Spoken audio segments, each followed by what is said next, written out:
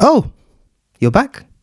Welcome. This is Lads Talk. We are proud to announce we have our very first guest episode with none other than our guest here, who I will introduce very shortly. First of all, thank you to our sponsors, WebDevLab, for sponsoring the video once again. Today's video is also being sponsored by our friends at Hiraa, a Luton-based Islamic bookshop who specialize in health products, ouds, masks, gifts and modest clothing. If you want to check any of this out, just click the link in the description below. Their socials and the link to their website is all attached down there. Thank you, Hiraa, for sponsoring this video. But yeah, we're doing a guest video, a guest episode rather, with an esteemed and beloved friend, ex-colleague, scholar of Islam, imam of a masjid, mental health specialist. What else do you do? Gym enthusiast, wow. Bookworm, behavior management specialist, pastoral carer. And I'm sure there are plenty more titles we can assign him. If you know him, you'll definitely assign way more because he deserves many more titles, inshallah. But we have none other than Maulana Maqsood Ahmed, who has joined us. Assalamu alaikum and welcome. How are you doing? Alhamdulillah, I'm good. It feels weird to be actually obviously watching from the other side, and actually being here is, it's a bit of an experience. It is a bit of an experience. Now, obviously, let me get the ice broken because this is obviously a new thing for us. Normally it's Jamie sitting here, you're not white, so this is troubling me. So there's a bit of, there's a few changes happening. So we just need to get all the nerves and everything out of the way. But just for those viewers who are watching and who know me or who know Monsab, this is my friend, proud friend from when I was a wee little child of a year 7 child, a 4'7" child. I think I was 4 foot probably. I was tiny, but he was as short as I was, so it didn't matter. But he's been my friend since secondary school. We grew up together. He then went on to boarding school. Then we became colleagues in the same private school as well. And now he's just a stranger. And I just thought, why don't you come on? Why not? Okay, so mashallah, we got him to join us today to share some of his insights, stories, and much, much more. But so with Lads Talk, how long have you been following our journey on Lads Talk? Just because when we were working together at the private school, I think you did mention it a few times that it was one of your ambitions later on. I want to do like a podcast sort of thing, like a regular thing where I can get people to come and speak about, different topics and stuff. So I think I was at the initial stages of that when it was in the thought process of actually happening. And then obviously once you came on to doing it, and I think you did mention it as well, like, it's starting up and calling it Lads Talk, and we have some friends and stuff talking about different things. So I think, since the beginning. Before the beginning. Before the beginning, yeah. When it was just a passing thought. Yeah, definitely 100%. Because we were involved in school. We were involved in this project where we used to make short videos. So it's COVID time. Our school wanted to release videos for the children at home, our students. And if it reached the wider audience, then, fair enough, it reached. But so we used to work on it. So I was never in front of the camera. I was the guy behind the camera. And I was telling people what to do. You do this, you do that, and being a control freak. And Maqsood, mashallah, he used to produce videos like once a week, once every 2 weeks. And the videos used to proper pop off, isn't it? Because everyone was on their phone. Yeah, 100%. Yeah, I think obviously because it was Ramadan time as well, and obviously people look for like reminders and small things like that, and it was easier to, because we were using Google Classrooms as well, isn't it? Mm-hmm. So we used that as a platform. We got the kids to start sharing it as well with their families and friends and whatever. So obviously when word started going around that it was happening, then it blew up quite well. Alhamdulillah, so So obviously I want to go into a lot of our stories definitely later on down the episode. There's so many stories. There's one, I didn't mention it to you beforehand, but there's one story we're going to cover, including... I think I know what you're talking about. Yeah, okay, then there you go. Does it involve a car? It involves a car. Yeah. Does it involve a dog? Yeah. It involves a dog, yeah, okay. So we'll cover that later on. Before we go into our personal things and everything, obviously the viewers are watching. We want to know about you. Just give us like a brief summary. Obviously, I've probably done an amazing job anyway. You know, obviously because I'm amazing. But give a brief summary. Give a brief summary of like your experiences, your education, and what you do now, and You've summarized it, I think, well enough. So obviously we studied together in a private school growing up since year 7 to year 11. Then after that, I went into further studies into Hiraa Luton in Blackburn, which again we're probably going to talk about later on as well, inshallah. Done my 6-year alim class there. Straight after that, got back home, and because of my circumstances, which we'll get into, I had to go into work straight away.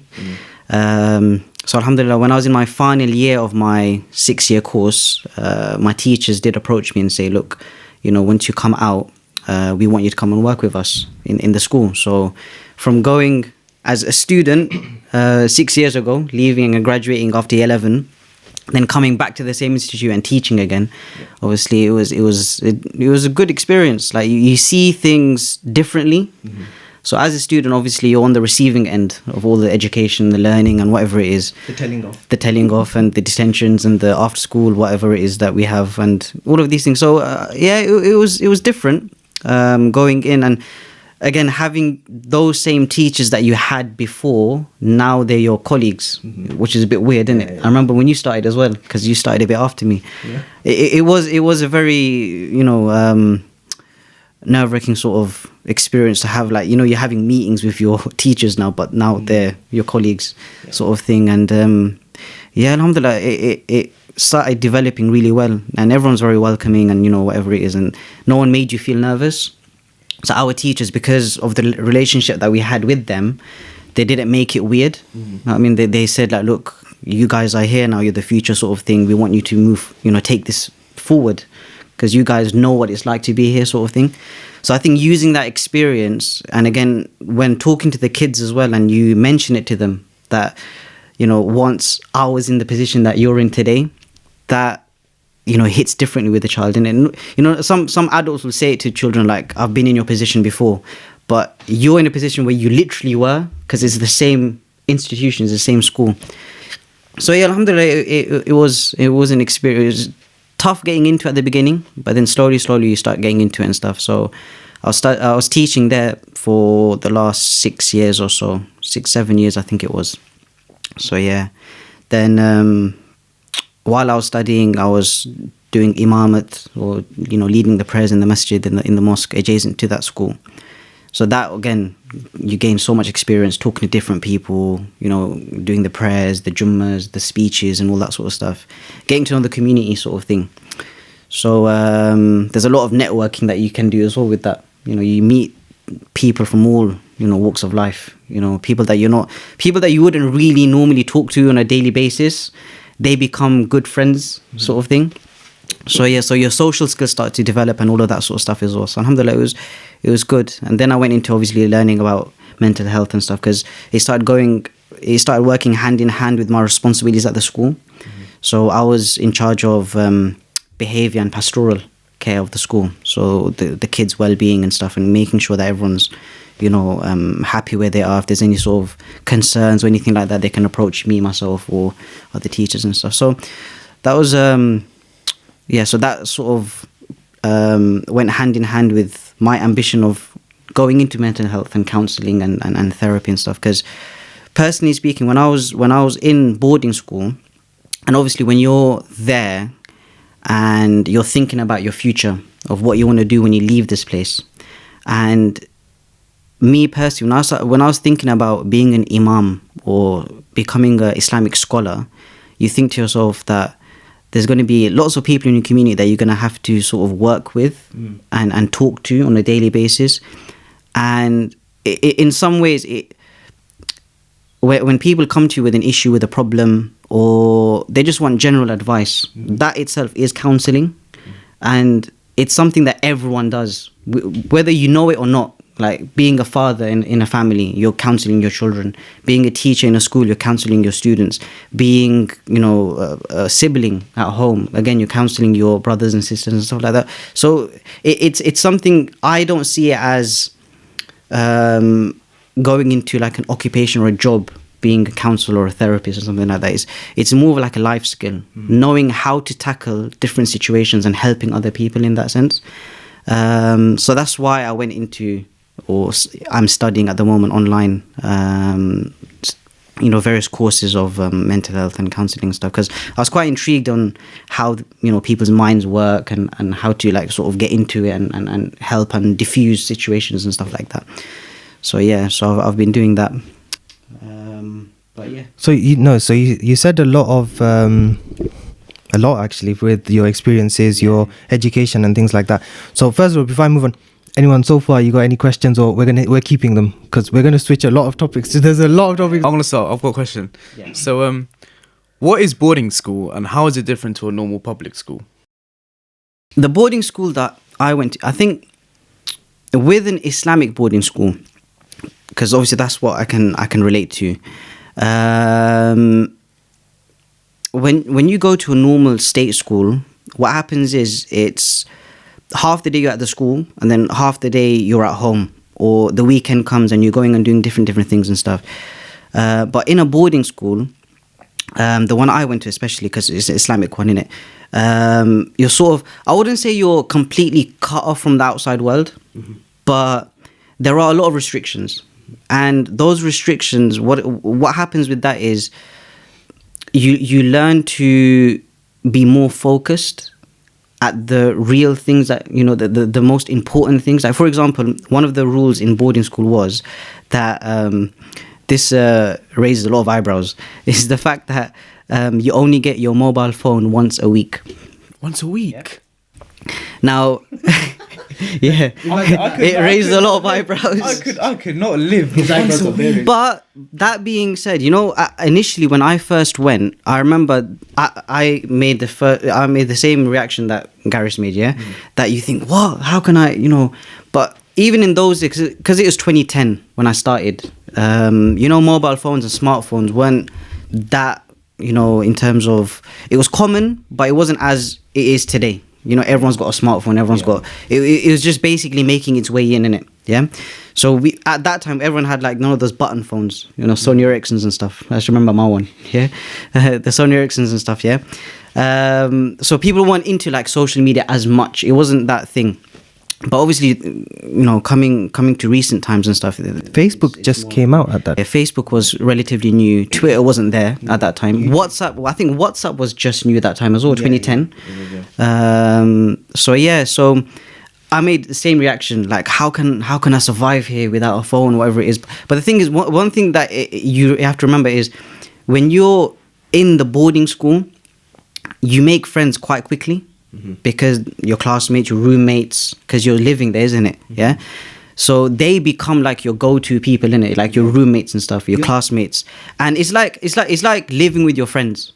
Yeah. After a while, once you start getting to know people, not just your age group, but even people that are older than you, younger than you, whatever it is, and you start to talk to people and stuff. What happens is, and then you're so, engrossed in the studies, because the studies are quite intense. Yeah. The studies is quite a lot to cover. So you're either studying a lot, and in your free time you're talking to your friends, and you're with, you've got company around you, innit? So you don't really think about your phone as much during the week. So on the Saturday when you do get it, because on Saturday we used to have it for like 4 or 5 hours. So they used to make an announcement, because in boarding school, the studies were from Monday to Saturday morning. Yeah. 6-day school. 6-day school, basically. You had residential students, the people that stayed there. There was around 200 of us. And then you had the non-residential students as well. Like another 250-ish. The local, yeah. So people that live in Blackburn or surrounding areas and stuff. So on Saturday, when we had classes, so Monday to Friday, it would be classes in the mornings. Then you have your afternoon revision session, and then an evening revision session as well. Yeah. But on Saturday, you'd have just classes in the morning until 12. And then after 12, obviously people just go home. They're non-residential students and the residents stay behind. But those people that lived maybe like 40 minutes away, an hour away, like Manchester and stuff like that, they would maybe go home for the weekend on a weekly basis. But obviously those of us that came from Luton, London, you know, far places, Isle of Wight, there's a student from there. Isle of Wight. Isle of Wight. There was one. Scotland. You get a lot of students from Scotland. I'm from Scotland. Yeah. We had a lot of foreign students. You know, when the whole Brexit stuff happened right near the end of my time there, 2017, I think that caused a lot of issues. A lot of the foreign students had to go back to their countries and stuff. But when I started in 2010, for those first 5-6 years that I was there, we had students from Hong Kong. We had students from New Zealand. We had a student. We had students from, again, Germany. You know, different parts. Do you call them Kiwis? New Zealand people. They're called Kiwis, isn't it? Yeah. I think, yeah, probably. But we only had one. Mashallah, he's a very, very nice guy. Why is it called kiwi? Like, what's the nickname? You don't know? No idea. It's probably the national fruit song. I don't know. I don't know, man. I don't know. But put in the comments. What? Kiwi. But Karen, sorry, you were saying. But yeah, so you had, you know, a whole mixture of people. And the thing is, like, when you have that much vastness and different types of people around you and stuff, you want to get to know people, innit? Yeah. And again, a lot of your free time goes in having discussions and talking about different things and cultures and whatever it is. It's like now, you know how you do your podcast, right? You might be here for an hour and a half talking, yeah, communicating, talking, whatever it is and stuff. You know, we don't really get time to go on your phone to check things and stuff.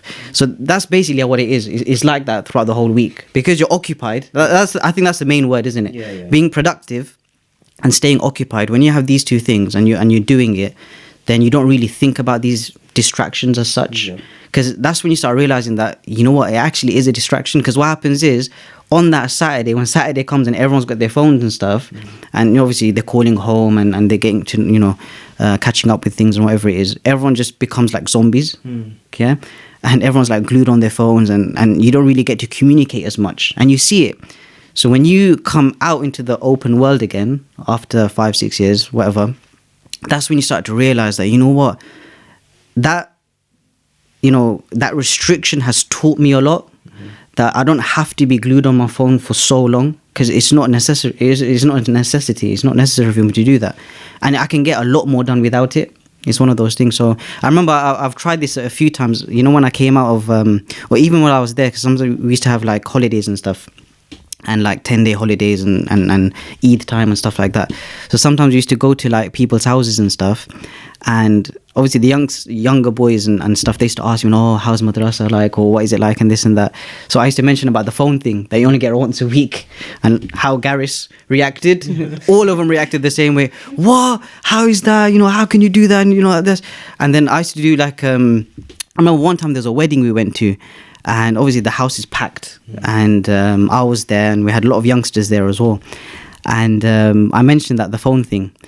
And then I done like a small sort of task. And I said to everyone, okay, you know what? Everyone pull your phones out, right? They already had them out anyway. Yeah. And I said, just either put it on silent or just switch it off for half an hour. Yeah. And let's all talk, because, you know, wedding times, people get together, innit? People that you haven't seen for so many months, even years in some cases, right? You know, there's so much to catch up on, innit? But because everyone's engrossed in their phones and talking to, like, their friends and WhatsApp groups and this, that, whatever it is, you know, you don't get to, you know, experience the people around you in the same room as you. So I told them to turn their phones off and stuff, and they did that. And then that half an hour took place where everyone just talking, you know, talking about old times and remember we used to come here and we used to do this and we used to go to the community center and play football, whatever, you know, all of these things, and everyone's like proper getting along. And then the half an hour went and it carried on and not a single person was like bothered about their phone anymore. So that half an hour actually turned to an hour and a half, an hour and a half of like just communication and talking. Everyone's laughing and joking with each other. And that's when I said to them right near there, I go, look, do you see? Now, having your phone off or keeping it away from you, look how much you can do without it, sort of thing. So Yeah, so alhamdulillah, it's one of those things that, it's like a life lesson as well, in a sense, because, we're all victim to that right now, isn't it? Like, in today's day and age, it's so easy for a person to be engrossed in their phones for such a long time. And it sort of stops you from doing certain things and achieving certain goals as well.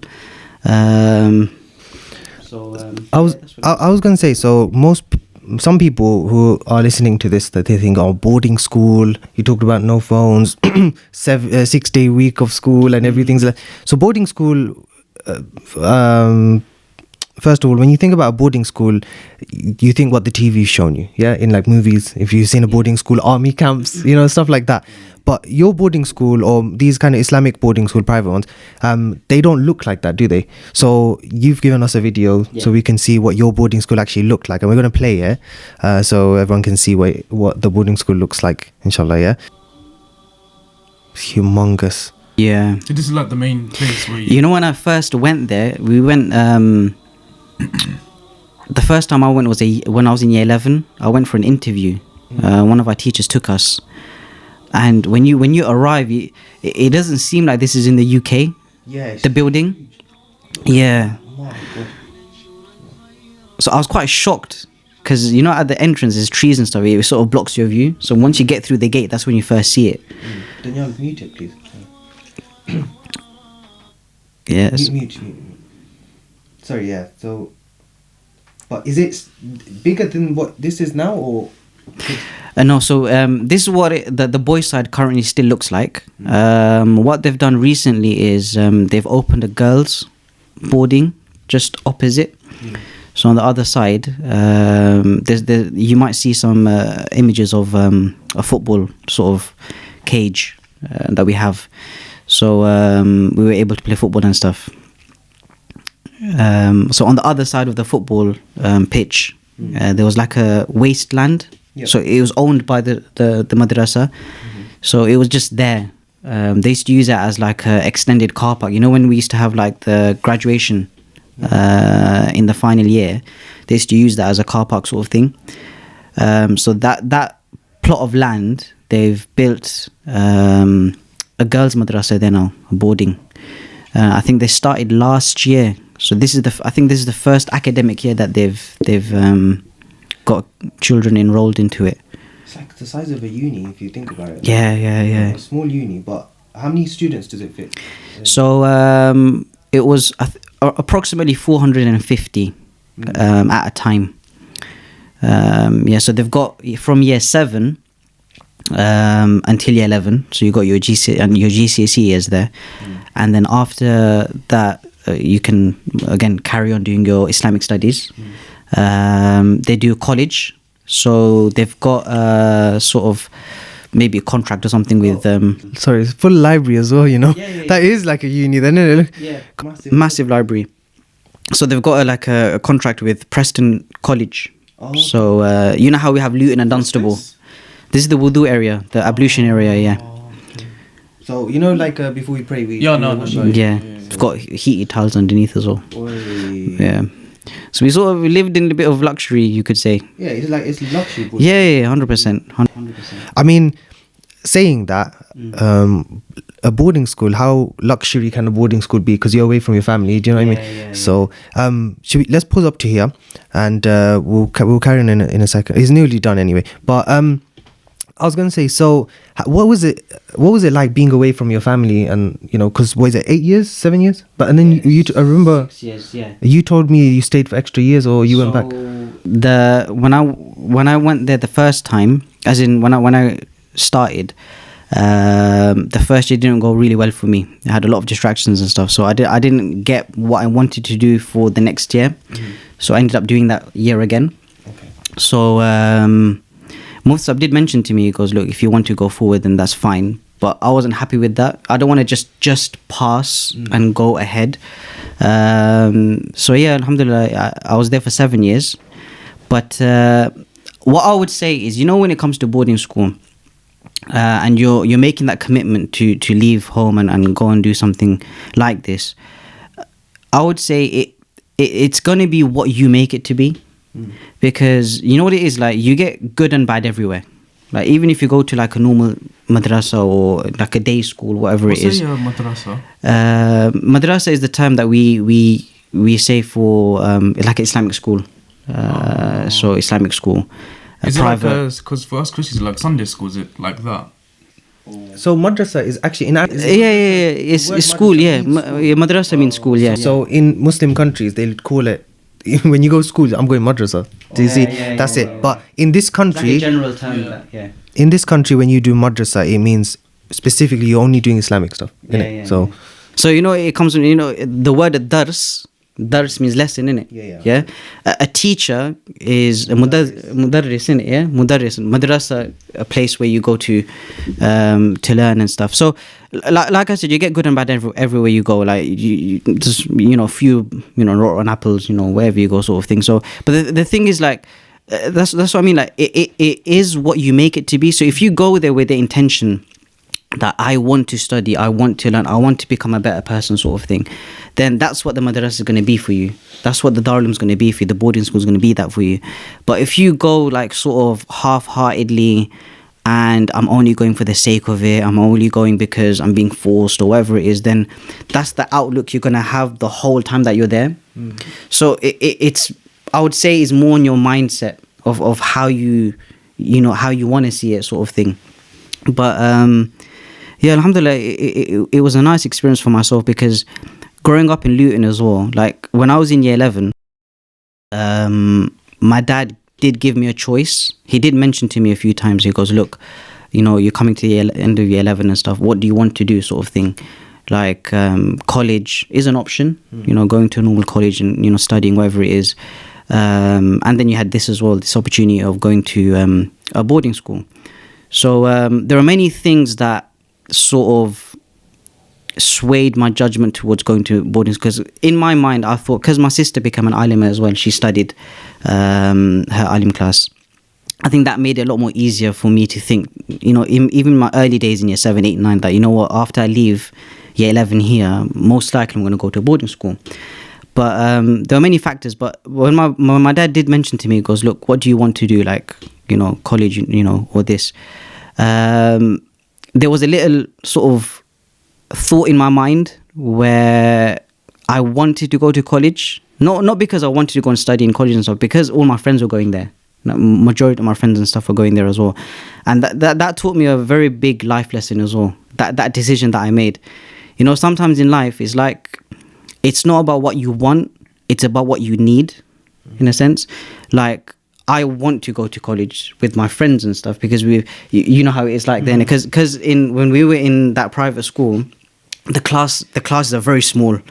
So the whole school was, when I started that private school, there's only 23 students or so, because we were the second batch. So so the school opened in 2004. I enrolled in 2005. So my classmates, we stuck together from year 7 to year 11. There's like 15, 16, 17 of us, right? So it was very close. So it was, I would say, it's more than a friendship. It was like brothers. And because it's an Islamic school as well, and you get taught about unity and brotherhood and all that sort of stuff. So that links you even further. And even till now, we still have a group, a WhatsApp group with those individuals, and we still talk every now and then and stuff. But so we were very close. So when I came to year 11, there was a little voice in my head that throughout the year that was saying that, oh, look, everyone's going to go somewhere and you're going to go somewhere else where you don't know anyone, hardly anyone there. There was one person that we knew from before that went from our school a year ahead of us into boarding school. So that made it a little bit more easier. And then I had a classmate as well, Maulana Zaid. I'm going to give him a shout out. Maulana Zaid, he's don't worry, he's not watching this. If he's watching this part, he has to watch it now because his name's in there. Oh, nah, that's true. Zaid, he's incumbent now. Yeah, you guys don't know Maulana Zaid, but he's watching, he's listening to us mention his name. Yeah, Maulana Zaid, what's his one? So he's hiding behind the door, innit? Oh yeah, behind the door. Behind the door. He's behind the door.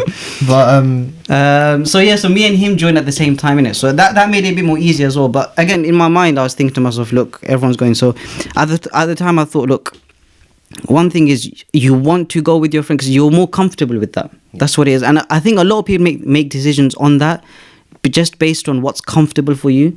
And sometimes you have to come out of your comfort zone, even if it's something like difficult, like a very difficult decision that you might not know anyone there. You have to make new friends, or it's a brand new environment, or Blackburn is 200 miles away from here. Yeah, so it's a very long way away from home. So to make that decision, and again, in my mind, I was thinking, okay, I want this, but what do I need right now? Do you get it? And that's when I started looking back at my time in that school, and I thought to myself, even though I've been here since year 7, I'm not really satisfied with myself. I don't think I've pushed myself enough. Like my recitation of the Quran at that time when I was in year 11, and I mentioned this to my maktab students and my students all the time, it wasn't the best, and I wasn't proud of it. Like, even though I went to that school for 5 years, year 7, 8, 9, 10, 11, I thought to myself, you know what? I'm not happy. Like, it takes me 5-6 minutes to read a page, right? Whereas there are other people that are a lot younger than me. They're memorizing, those pages in half an hour sort of thing, and they're reading it really quickly. So that's when I thought to myself, spiritually, Islamically, what do I need? And that's when I thought, you know what, I need to go here. Like, I need to go away from home. I need to sort of, recoup my mind and think, not start from scratch, but, do it from the ground up again, sort of thing. And that's when I went to boarding school, subhanAllah, one of the things I noticed when I got in there was, talking about Quran and my recitation and stuff, I found it very difficult. So what I used to do was, one of my teachers used to give us advice that, if you're not good at something, or you should never give up, just keep trying, sort of thing. So with the Quran, what I used to do was, in my free time, any free time that I could get, I would recite. So how we do something called khatam, where you read the Quran from the beginning till the end. Khatam, yeah. Yeah. So khatam literally means to complete something. Yeah. So khatam of the Quran is when you start from the beginning and you read it all the way till the end, sort of thing. So usually, is it like over a time period, or like you say within whatever in your means. So a person, there's 30 chapters in the Quran. Yeah. So if you want to do one chapter a day or half a chapter a day for the next 60 days, then it's up to you, basically, whatever you can manage, basically. So in my free time, what I used to do was, I used to read Quran. I used to keep reading, even though I find it very difficult. But I thought to myself, what it is, like, for those listening, if your reading is not perfect, just keep doing it. Just keep doing it. And then gradually what will happen is, because you're focusing on the words and the letters and whatever it is, and you're getting used to it, after a while, it starts to, get better and easier for you. So that's what was happening with me as well. So before, it used to take me to read one chapter, it might take me an hour. Yeah. And then I started noticing that after every chapter that I'm reading is getting quicker and quicker and quicker. So what would take me an hour before is now taking me 45 minutes, half an hour. So now, alhamdulillah, even though I'm not Hafiz, right, but when I recite the Quran, I can actually read it quite fluently, in a sense. And the reason being is because when I was in Darul Uloom, I did khatam in my free. This is my free time, by the way. So even when when teachers used to rotate, so we used to stay in one classroom, and the teachers used to change. So it wasn't us going to one place to another, sort of thing. So that 2-3 minute gap that I used to have sometimes. Even then, I used to just pull my Quran out and then start reading like 1 or 2 pages, right? Just to, because with me, I actually become obsessed with it. Once you finish it once, second time, third time, I alhamdulillah managed to do it 26 times in the 6 years that I was there. Just reading from, and the thing is, when you do that, it can be done. Now, you might look at 26 times reading the Quran it's such a big thing and stuff. But the thing is, when I went there, this is one of the things that really pushed me to do it. That when I was there, I started noticing that every week or so, there used to be kids that were graduating of becoming Hafiz, right? So they memorized the Quran from start to finish, right? And they were in year 9, yeah? Year 8, year 9, year 10. And I'm looking at that thinking, I'm 16 years old, yeah? I'm 16 years old, and I'm struggling to read one side of the Quran myself, just by looking inside and reading it. And you have kids here that are in year 9, year 10, and they've memorized it. And I thought, subhanAllah, that's amazing, right? And it made me feel a little bit, sort of embarrassed a little bit in my mind, thinking that, look, if this kid can do it, why can't I? And I remember thinking at that time that, every time Ramadan comes, before that, I used to try and read the Quran from start to finish, but then something used to happen, and then after a bit, unfortunately, it dies out a little bit, that sort of thing inside of you. And sometimes I couldn't finish it, so I'd reach like 20 chapters or 25 and stuff, and then I'd finish it outside of Ramadan, right, sort of thing. And then I thought, you know what, I need to start doing this now. So for me personally, I thought this is something that I need to do, and I went and I did that. So alhamdulillah, the more you, I would say, what's the word I'm looking for? Practice, repeat. But there's a word I'm looking for. I can't remember what it is. What I would have said is that I've noticed something is when, there's this word passion. Yeah, when you have passion for something, it only takes you, like, the start line is here and it only takes you about here. When you're obsessed with something, there's no ending line. You just carry on, isn't it? Like, did you say 26 khatams? To do 26, by the way, just to put it in context, if I had the Quran here, I would show you. But the Quran is about this thick. Okay, 848 pages. Do you do Uthmani print? Yeah. 848 pages, 6,666 verses, 30 chapters. Yeah. Now think of any book you've read, Harry Potter. Think of any book. Imagine reading that 26 times in a month. What was it? A month? Sorry. It's in the 6 years. In 6 years, reading it 26 times again and again and again. Same book. Do you think you can do that? Harry Potter or like? I don't think I can. You can't. That's the word I'm looking for. Exposure. The more exposure you have to something, it's like this is one thing that I say to the students that I teach Quran, like now Tajweed and Quran and stuff. I understand obviously Arabic is not our first or even second language, and it's difficult, it's tough. But one advice that this is like fifth or sixth language or something. This guy speaks English. No, that's not even his first. Urdu, French. Last episode I thought I don't know if you saw that. Yeah, was it Urdu, French, Italian? Put Punjabi in there as well. Punjabi, yeah? Yeah. So you go like ding ding and all that stuff. And then you go English and then Arabic, and it's 6. Arabic, how does that go? No, when you learn the Quran, you're kind of learning, imagine you're able to read another language, innit? So, but imagine this guy when he's reading Quran, Alif he's doing some French Quran here, subhanAllah. I'll cut you off, sorry. No, that's fine. But one advice I do give to the students that are struggling, and parents as well, that have children that are struggling learning the Qaeda and the Quran and stuff, is exposure. The more exposure you get to something, gradually it's going to get better. It's like for example, like when you go to school, right, and you're learning your ABCs and your letters, and CAT is cat, DOG is dog and stuff like that, right?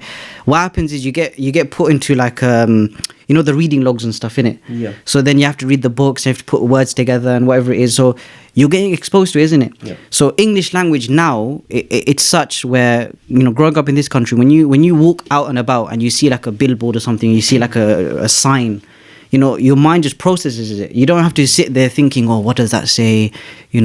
Cat and dog and whatever. You don't think like that. Yeah. It's just automatic in your mind. Why? Because throughout your whole life, you're exposed to the English language, isn't it? Yeah. Sure. So wherever you are, you might be sitting at home watching TV, you have subtitles on, or even if your subtitles are not on, the credits at the end, right? Your mind will just process it. You just read things as it is. So similarly, even with Arabic as well, I'd say the same thing. Mm-hmm. That if you want it to get better and your fluency to increase, whatever it is, then that's what it is, exposure. Either listening, looking, reading, and even physically, like putting your finger on it and just following along and stuff like that. So so me personally, when I went into boarding school, that was it. It's like a wake up call that you can do better and improve in that sense. So it's interesting. Obviously, you're talking about it from an Islamic perspective, Quran, Arabic, in some cases Urdu, because you had to study Urdu as well. Obviously, this I feel like that can be applied to all types of knowledge, education as well. And it's important for like anyone in university or college or school or whatever, or you're doing a short course here and there. This is the most important thing in exposing yourself and that repetition. So that's a lot of kind of your techniques or your way or your journey through your education, right?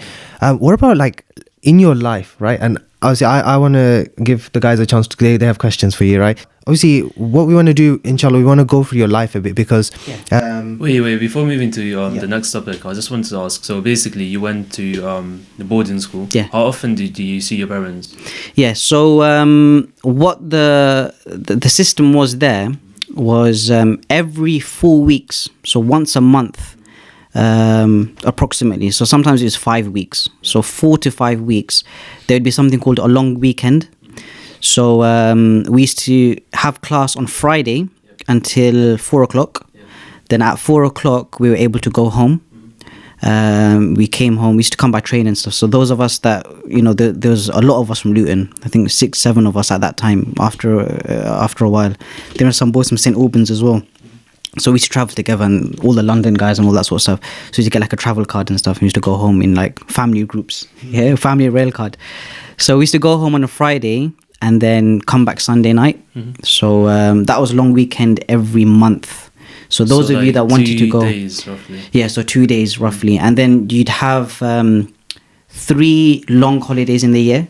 So you have the Ramadan one, which is the full month. Then you have the one at winter time, and then in the Easter time as well, 10 days. Those 2 are 10 days each. So so there's 2 10 days holidays, and then 1 full month of Ramadan, and then every month you were able to go home for the weekend. What about in terms of communicating with your parents? Let's say you feel sad or something, you want to talk to your parents. How does that work? So communicating, again, everyone used to just, that once a week was enough for most people, which was fine. But they do have phone boxes in there where you can use, and your parents can actually call that number and say, it was sort of, it was just outside one of the halls, the prayer halls. There's like a phone box sort of thing, and whenever it rings, anyone used to pick it up. And the parent would say, "Oh, can you call my son? He's in this room, whatever it is."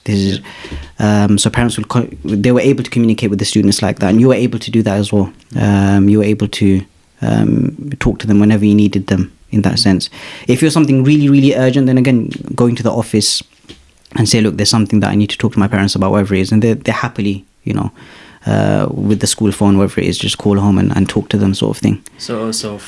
Correct me if I'm wrong, So from what I understood, after year 11, you had this passion to become alim. Yeah. So in like this Asian culture, just like parents try to push you.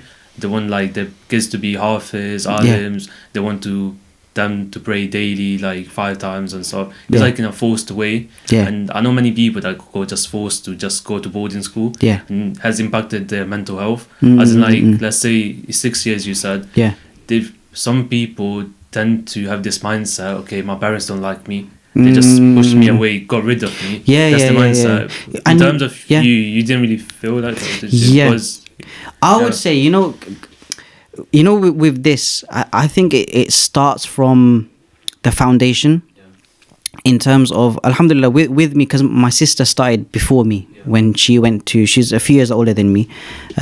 She went to madrasa before me and stuff, Islamic schools and all that sort of stuff. So in my household, alhamdulillah, we've always had that habit of praying. And when she went to madrasa, before that it wasn't like that. Before that we were just like any traditional Asian family living in the UK sort of thing, just going about your life as normal and stuff. But when my sister started going as well, and we were still relatively young, we were encouraged by even her, to start praying in the house and stuff like that. So it became sort of second nature to us. So I would say, what it is, with that upbringing is very important. You get your children from a very young age to get in the habit of doing it themselves. So you're not forcing them. So they sort of follow you. So I'm praying and... go about it, because we spoke about this 2 podcasts ago. How like Asian parents, some of them are not the most educated, so it's like in a way they can't really tell you, okay, this is why you do it. They're just like, if you do it, you're good. If you don't do it, you go hell. It's as simple as that for them. And that's another thing, how to communicate as well. Like that's very, and I think even for our parents of today, like people that don't have the understanding, it's very important for them to get that understanding somehow. This is why I think when it comes to scholars and stuff, they should address it. There's a way of you talking to your children. If you want them to respect you, if you want them to listen to you, if you just go out there and go all guns blazing and saying that you're this and you're that, and they start, with our Asian parents, there's a lot of labeling. Yeah, labeling is just the easy way. That's what it is, isn't it? I think that's what it is. Just labeling is so easy. Or you're this and you're that and whatever it is. But you know, that nurturing, that sort of talking to a child with love and affection, you know, that hits differently. Like if parents were to actually sit their children down properly and have like a mother to daughter, father to son sort of conversation and say, look, son, this is what I want, and this is the reason why I want it as well, because it's going to benefit you, and clear it up like that, in that sense. Like sometimes we just assume that our children know that, okay, do this, is good for you, that's it, right? But there's no explanation behind it. Okay, why is it good? Where is it going to lead you to in the future? Ways is that even with like secular studies. You know, when someone finds something very difficult, they're going into law, they're going to, medicine, whatever, it's going to be tough, it's going to be difficult and stuff, isn't it? But with them, they look at the end result, that, you know what, with this, I'm going to become a lawyer. Okay, I see it in the future. With this, I'm going to become a doctor. With this, I'm going to become an engineer, sort of thing. So I think that's what it is, like getting our children to understand that, look, our sort of, I would say, ambition or our sort of goal, achievement is to get Jannah, isn't it, at the end of the day, and to get paradise, to make Allah, to make God happy and stuff. So in order to do that, there are certain things that we should and encourage to do, sort of thing. So I think that clarity from the parents, and parents should, get that understanding as well of how to, how we say, we constantly say, isn't it, like children should respect their parents and stuff, and you should always listen to them, and you should always hear them out, whatever it is, and all that sort of stuff. But I think it sort of works it works both ways. It's not just about expecting your children to respect you and listen to you. You have to give that back as well, and communicate things properly, both sides. Can I throw a curveball? Yeah. Let me just throw a span in the works. So what about the parents? Because obviously I taught as well. So there's some parents who complain and they say, I'm so nice to my kids, I'm so friendly, but they respond like this and they don't regurgitate the same kind of behavior back to me. What would we do with those parents? Because if a child, you're giving them love, respect, and you're trying to encourage them, and they don't, the child doesn't give that back, then what? What's the best thing to do? What would you do? Take it as a test from Allah. Yeah, so I think how I said about before, like, keep trying. Yeah, how even as Muslims as well, and just generally as well, like if something gets difficult, we don't just give up like that. And I think one of the things that we have, like Islamically as well, if something is like, if I feel something is beyond my control, that I can't, I've done everything in my capacity to do, or I think that's when we turn to dua as well. Yep. We ask Allah, we pray to Him specifically for specific reasons as well. There are different prayers that we do and stuff as well, like nafil ones, and salatul hajj and stuff. Like whenever you're in need, you pray 2 units of prayer, and then you talk to Allah about, afterwards you raise your hands and you specifically mention to Allah what the needs that it is that you have. So inshallah, you keep doing those things, and then you keep trying. And then you never know, like one of these days, Allah might soften that child's heart, or make that child listen. You might be thinking, I'm doing the same thing over and over and over again. But even in the Quran, we come across that ayah, isn't it? فَذَكِّرْ فَإِنَّ ذِكْرَ تَنْفَعُ الْمُؤْمِنِينَ, right? That Allah tells us that, look, remind one another, because verily a reminder is beneficial for the believers as well, isn't it? Yeah. So even though you might have heard something, or you might have said something, hundreds of times, right? Sometimes it might... I was speaking to someone recently, and someone mentioned that to me as well, that I've heard this story, a story with like some sort of morals to it, yeah? He goes, I've heard it like 50, 60 times from different people, right? But one day, I was going through something in my life, right? And it was like really tough on me. I was going through this really severe test, right? And then I listened to someone say the same story that I've heard 60, 70 times, but this time it hit me differently. Because of where I was in life at that moment, and the test that I was going through, I felt as though that I needed to hear it, like that reminder again. And it just fell in my heart. And I thought to myself, I saw it as a sign. Because I saw it as a sign. I went to the masjid and I just went into sajda. right? And I thought to myself, wow, like, you know, maybe God's giving me a sign by my, because this story that I heard, the last time I've heard it was 2-3 years ago. So why is it that this person is mentioning it today? Like, I felt as though he's talking directly to me, because I was in the masjid. I think it was Jummah talk or something, and the Imam, he mentioned it, and I thought to myself, you know, at that moment I thought maybe God's like put it in his mind to say it now, just because of me, sort of thing. Sometimes you feel like that, isn't it, spiritually? So so sometimes, again, you keep trying, you make dua, you pray to Allah, you supplicate and stuff, and then inshallah, you know, one day, you know, you know, your child might listen, or whatever it is. So in terms, you said your family was practicing, and Yeah. you was praying since a young age. Yeah. Did you ever feel like, okay, I'm just praying it for the sake of it, just out of fear?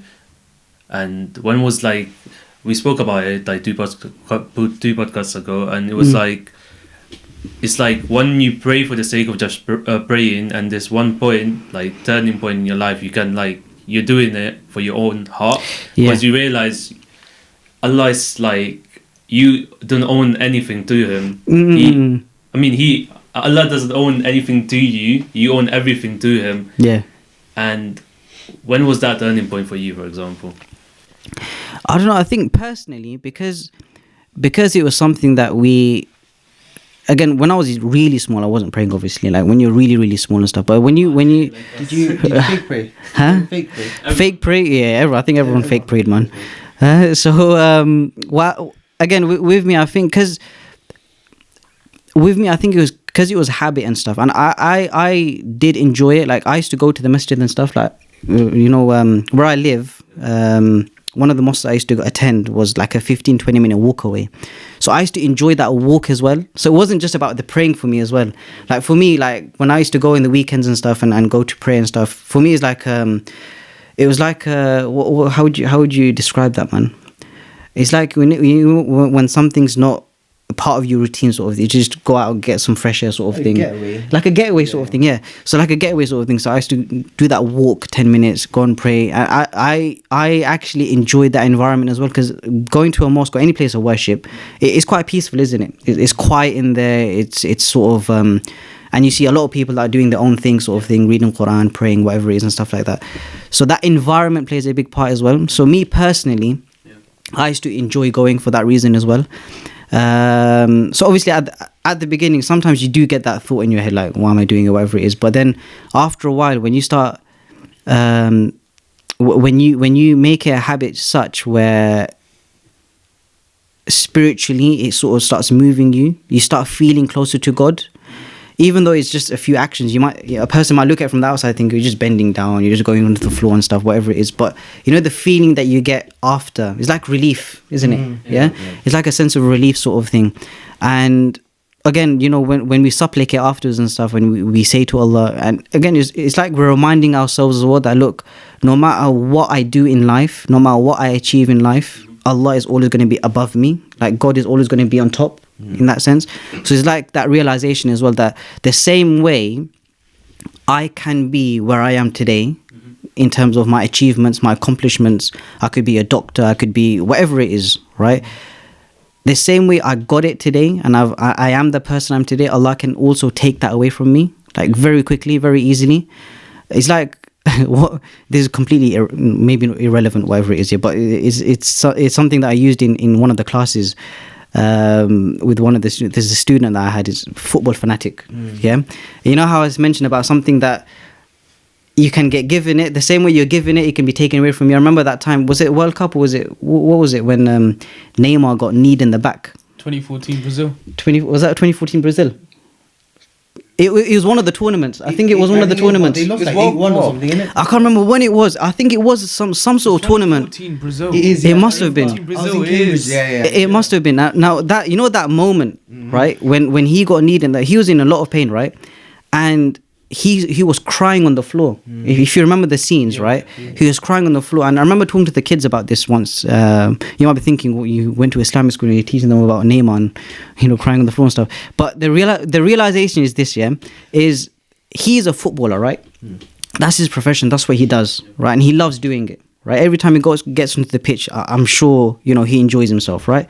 Now, when you got knocked in the back and he fell down. And that's when even the commentators were saying as well that, you know, this looks bad. Yeah.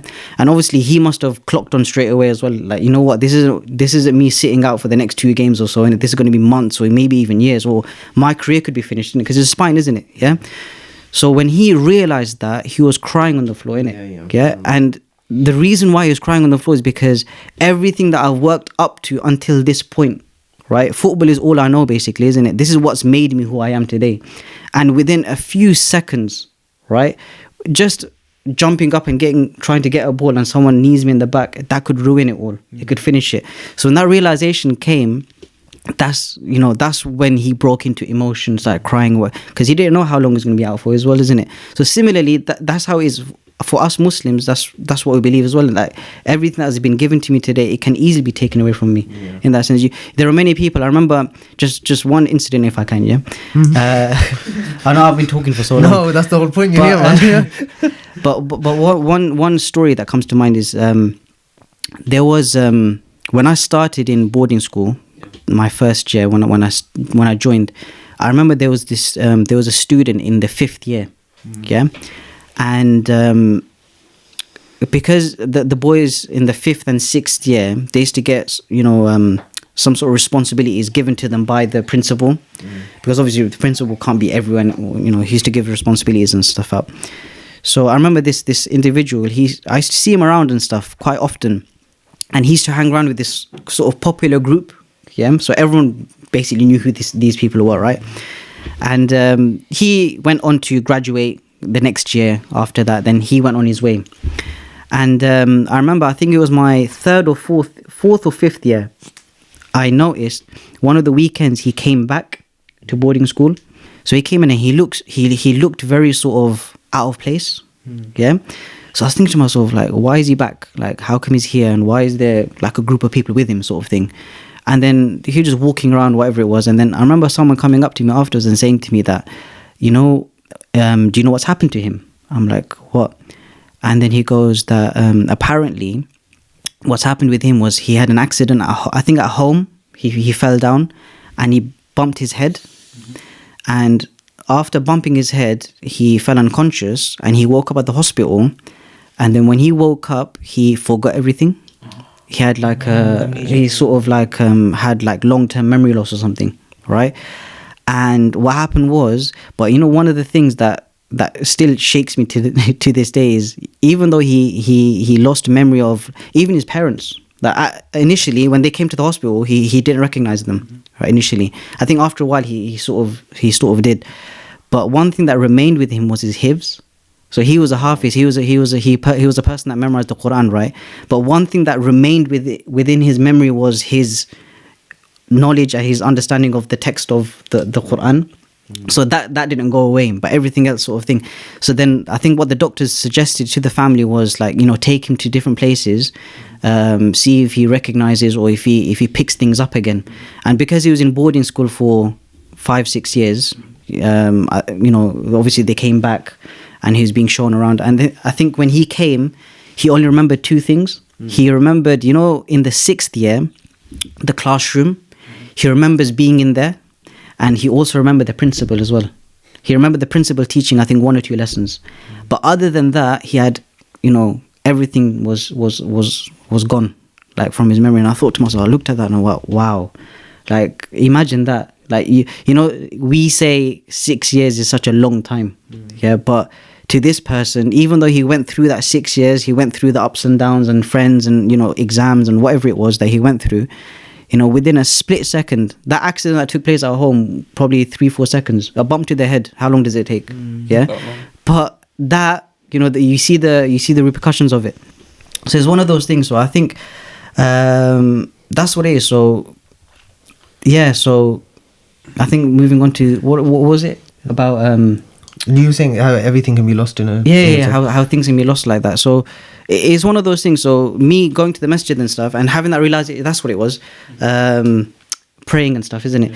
So again, I think having that sort of understanding, I think that's what it is ultimately. If you have knowledge of something and if you know what you're doing something for, that makes it easier.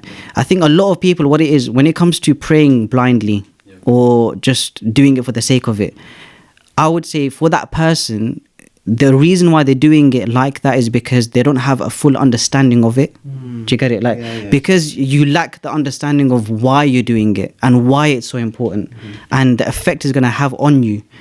Once you get that, then everything falls into place, innit? That's not just with praying, like why we dress a certain way, why we act a certain way, the behaviors, the beliefs, the studying, like everything is we are so put. But that's what I think, Daniel, you're trying to say is like, you know how parents, they push you, just do it, but the why is, you know, like, why should I do it? Yeah, that's never explained, and that's what throws people off, I think. Garis, did you say, you're looking at me? Yeah, I was going to say.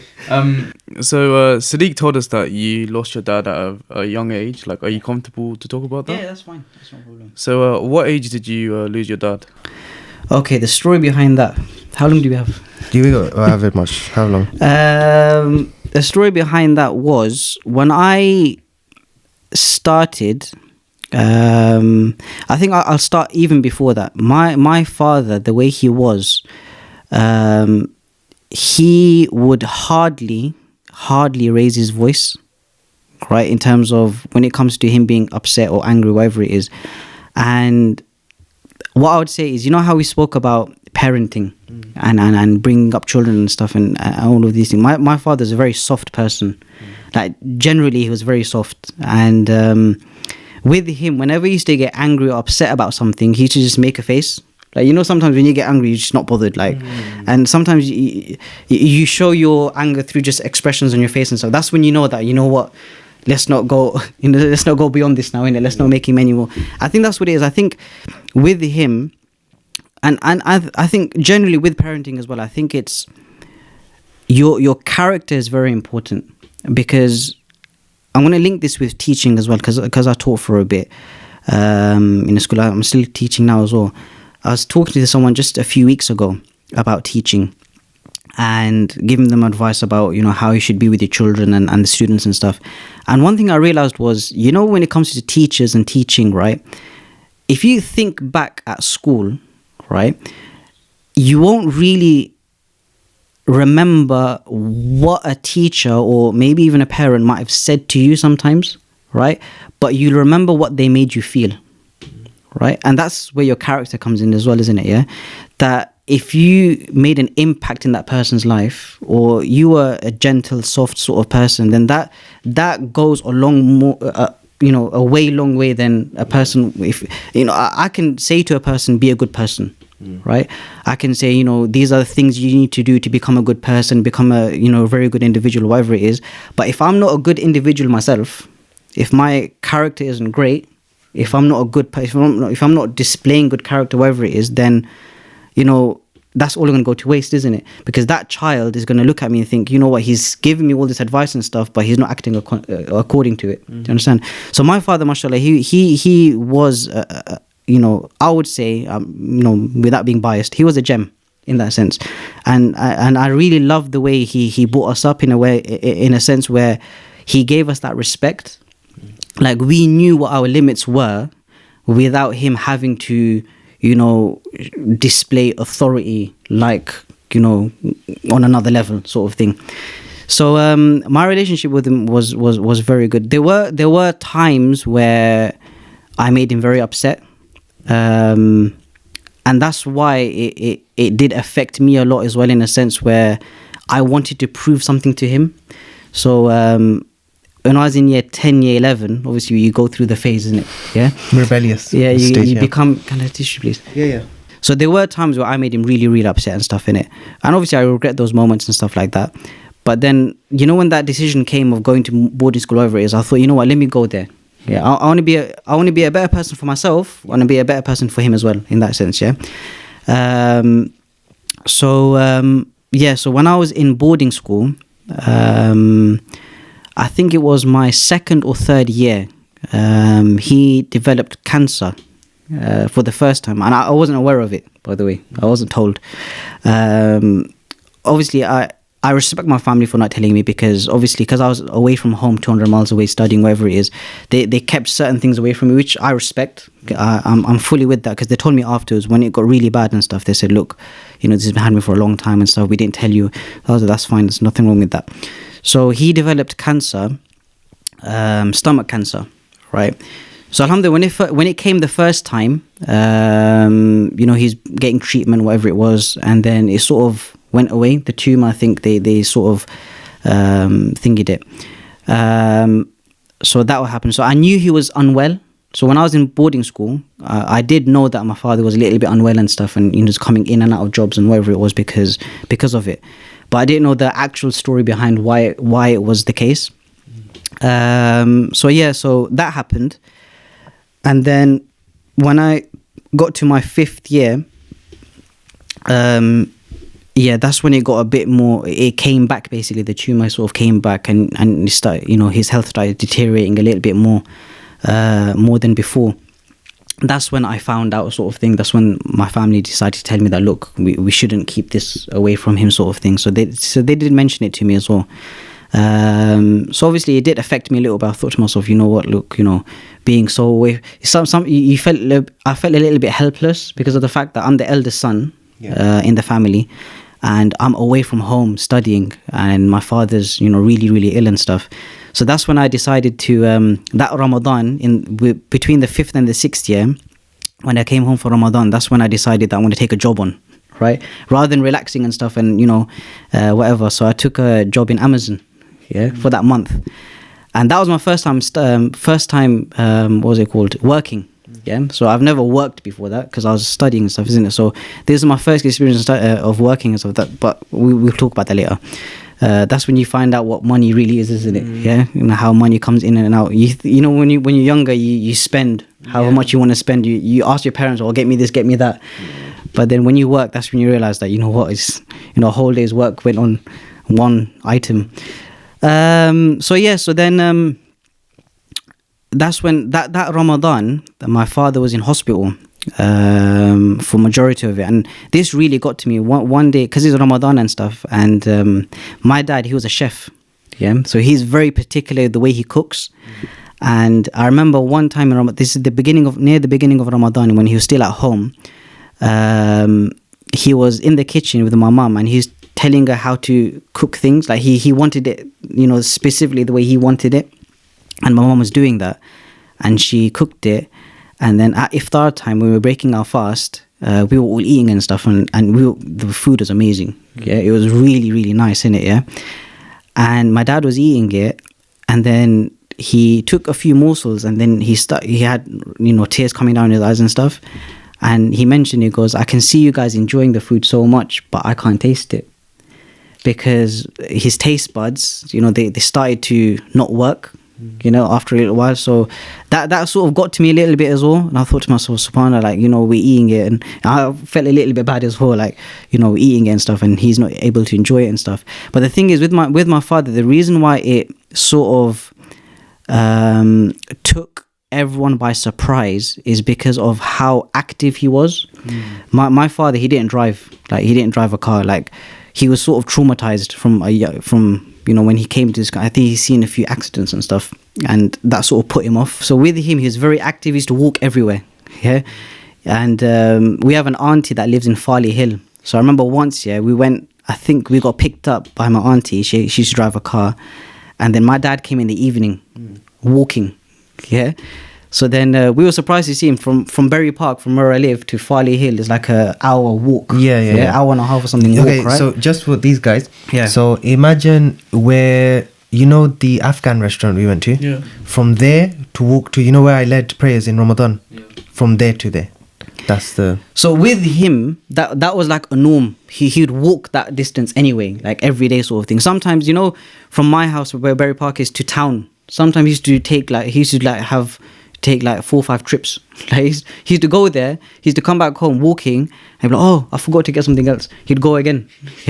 So he's a very active person. And when he arrived once in my auntie's house in Farley Hill, we were surprised, "Where did you come from?" He goes, "I took the number 11 bus." I was thinking, what number 11 bus? Then he started doing this with his legs. He goes, "This is the number 11 bus. It takes me everywhere." You know what I mean? So, because he was such an active person, the fact that he had cancer, it really took everyone by surprise, because he was relatively young. He was 52 when he passed away. It was 7 years ago. And again, being such an active person, to now seeing him deteriorating. Like every day you can see that he's getting weaker and he's not able to do certain things and stuff like that. So that did affect me a lot. And then after that Ramadan, when my 6th year started, I went back to madrasa it was August time. I came home from one of those weekends, those long weekends.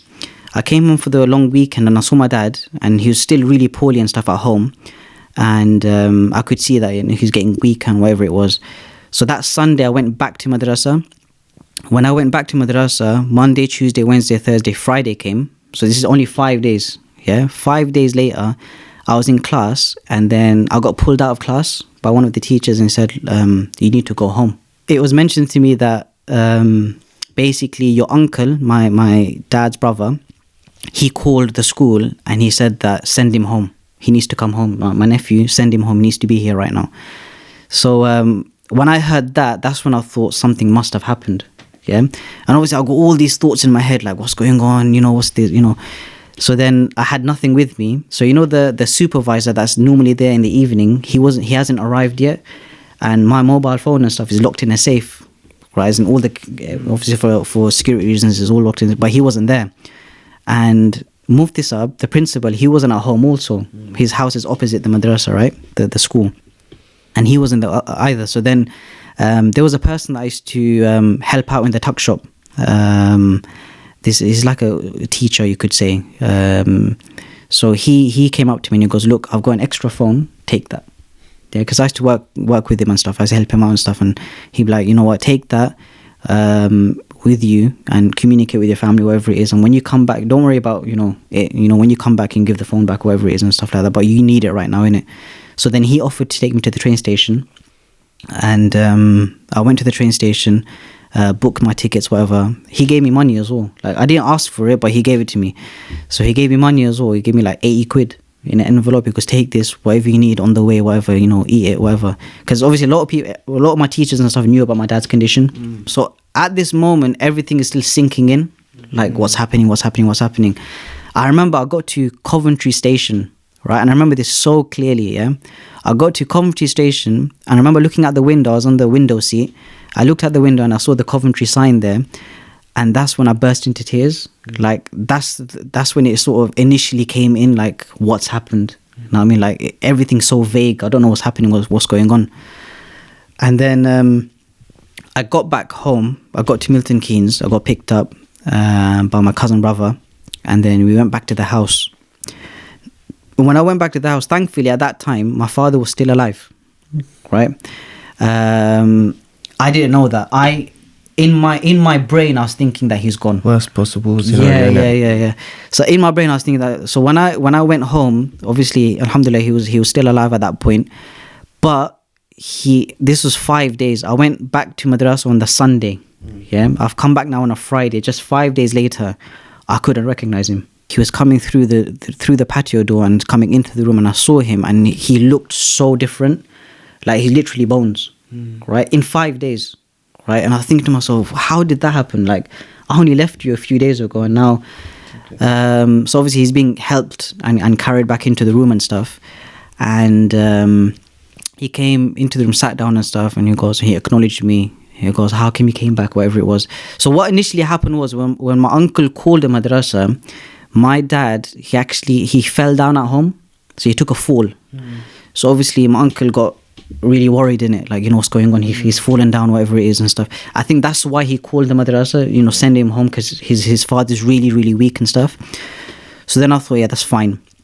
So I came home. I stayed home for another 10 days or so. After 10 days, it was a few days before Eid, right? So it was a few days before Eid.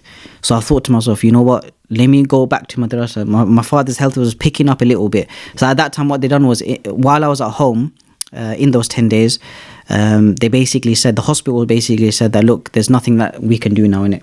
It's come to the stage where we're going to have to put him in palliative care.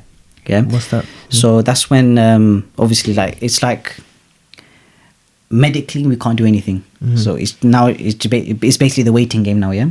Okay. So what they done was they sent a hospital bed to the house. Oh yes, yeah. Yeah, so they came to the front room, they measured it up and stuff, and then they came the next day and they sent a hospital bed and they said, look, just make him feel comfortable, whatever it was. And I remember that time as well, because obviously the news started spreading out and stuff in it about his condition and stuff. And we had flocks of people coming. And one thing I'm going to have to actually mention here is the fact that my father, he was not a scholar and he was not a hafiz. He was just a regular guy. But the impact that he had on people's lives was unbelievable. Like there are so many stories I can tell you, right, about him and how he was and all that sort of. And the beautiful thing about it is, like, he would go and touch so many lives and not mention it. Like, it was at that time when we started finding out things. Like, when people found out about his condition, they were traveling for miles to come in, because in his lifetime he was a chef, so he worked in various different restaurants up and down the country.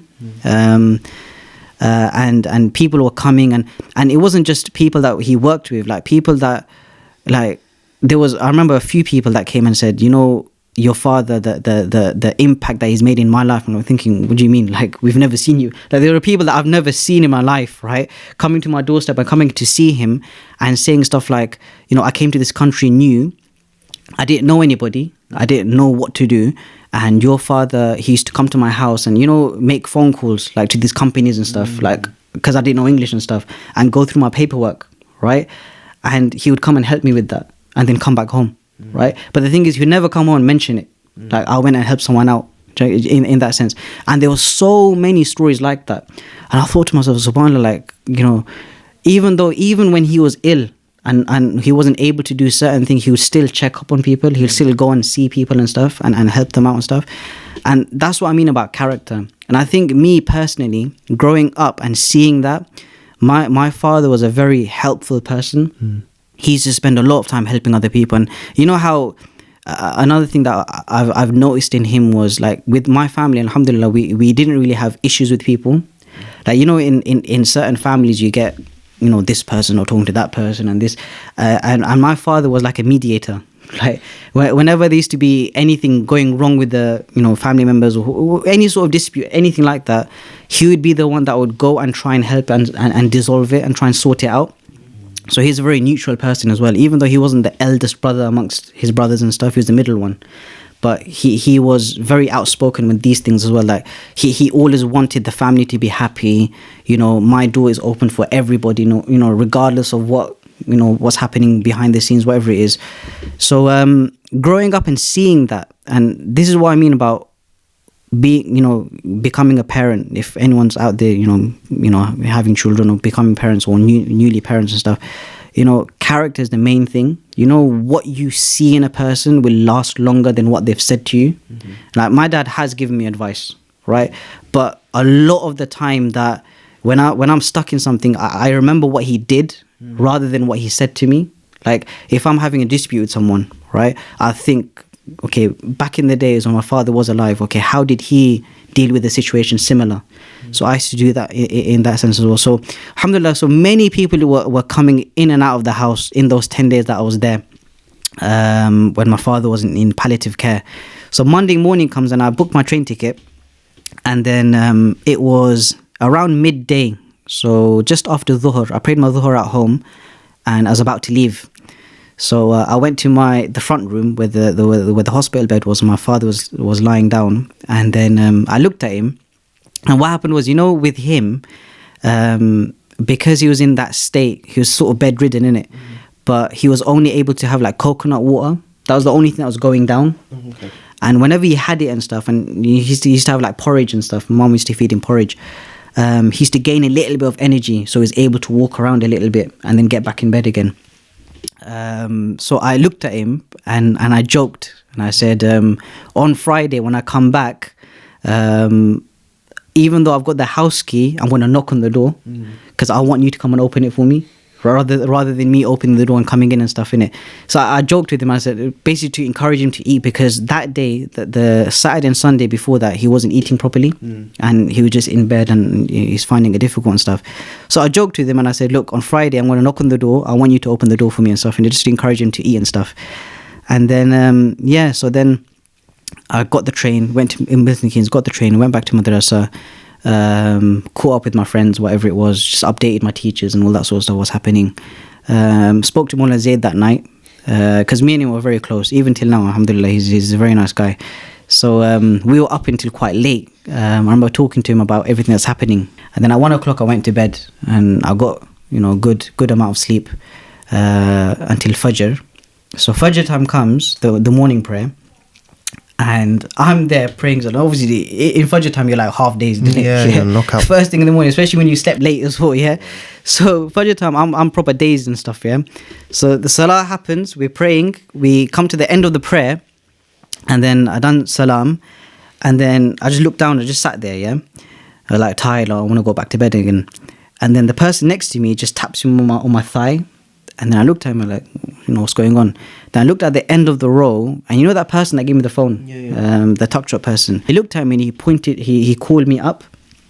So then I went to I went out of the masjid and I was there, and he goes, you need to go home. Yeah. He goes, you're going to have to go home now. Your sister called me because she probably thought I still had the phone in it. He goes, I got a phone call from his sister saying that your dad's in hospital. Yeah. So you need to get the next train home. So I said, yeah, that's fine. So then, in my mind, it was playing in my head, has something happened? But at the same time, I didn't want to entertain that idea too much. Yeah. But anyway, now I was in a position where I got my phone, I got my belongings, whatever I needed. I was able to speak to one of the teachers and say, look, whatever you're covering the next few days, can you give me that? Or just tell me what it is so I can go through it myself, sort of thing. So then, so I got into the train now for the second time. But the first time I cried in Coventry, yeah, I think because that happened, I was more ready now. So I didn't really cry as much, right? In a sense, 'cause at the back of my mind, I knew that something must have happened in it. They're not going to obviously just say it, outright, sort of straight up, yeah? So then what happened was I got into the train, and again, halfway through the journey, I remember we had a WhatsApp group with my friends and stuff. And basically, my sister, she sort of updated the family group of what's happening from the night before. So this is the first time I got my phone after 2 weeks or so, innit? Because I didn't really have it as much. So I was just catching up on a few things. And then last night, what happened was, it was mentioned in the family group that my father had been rushed to hospital because, again, he was like in and out of consciousness, whatever it was. So they called the ambulance. His sugars were low, or whatever it was. And then he had to go to the hospital. So then, so that's the update that I had. And I sent it on the friends group. And then after like 2-3 hours, one of the friends, probably he did it. I don't think he knew that I didn't know. Yeah. But he goes, lads, Maqsood's dad's passed away. Inna lillahi wa inna ilayhi raji'un. So he must have assumed that I knew in it. But for me, when I read that, and I thought to myself, what? Like, obviously it's like a shock, but it was a shock, but obviously, because it's cancer, it's inevitable, isn't it? So I did cry a little bit on the train when I saw that. But again, like I said, the 2 weeks before that, when I initially got that phone call, I think that's when a lot of the emotion came out then. So then I thought, okay, fine, leave it. I didn't obviously respond back to anything. I didn't say that, I don't know, I just left it. So everyone's like, inna lillahi, sending the du'as and stuff. And then I got back to Milton Keynes, and this was quite, it was a laughing, crying situation, because when I got to MK and I got out the train, I was waiting to get picked up. My cousin brother came to pick me up in it, and it's a car full of people, right? So my uncle was there. I've got a cousin brother that's a bit older than us, in it. He's like he's in his like 40s or something, in it.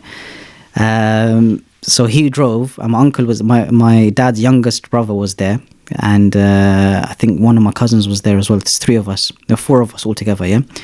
So they come out of the car, and I'm looking at them, in it, and I'm thinking to myself, this is the worst acting I've seen in my life, right? Because they're trying to be upbeat, like I think it was said to them, don't say anything straight away to him, obviously for obvious reasons, in it. But I could tell by their face that they were really upset, and they're trying their best to stay happy and stuff, in it.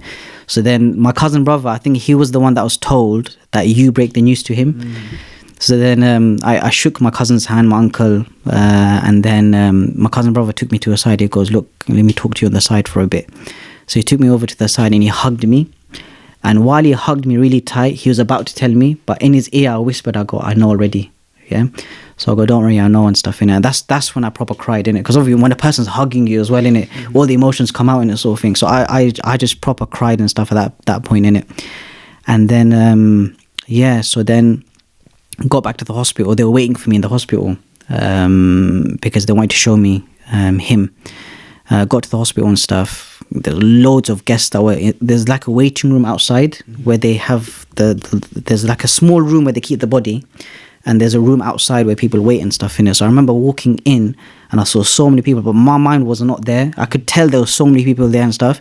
I went into the room and my mum was in there, my uncles were there, and obviously there was a sheet, covering my father's face and his body and stuff in it.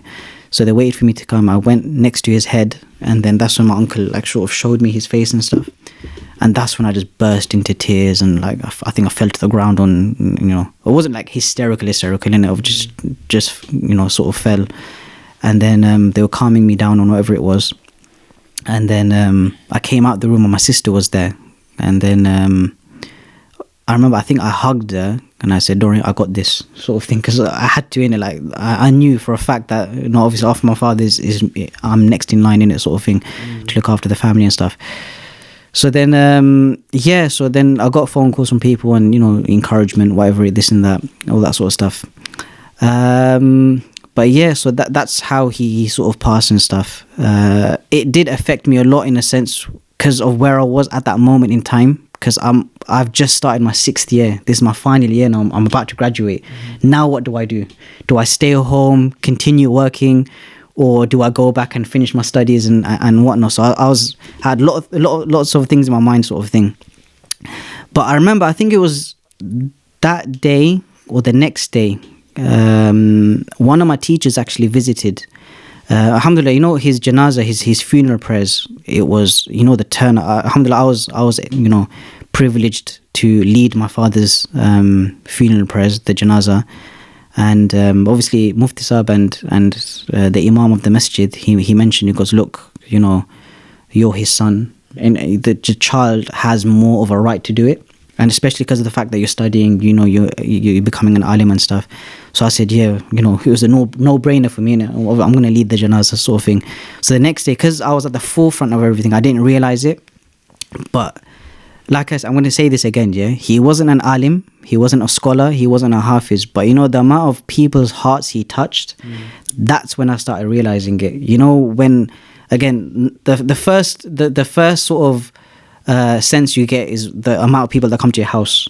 Like even when he was still ill, every single day, like 60, 70 people like coming and going to telling their stories as well, like how he was, who he was, and all that sort of stuff. When you go to a janazah, like a normal janazah and stuff, you see maybe 30, 40 people that come, right?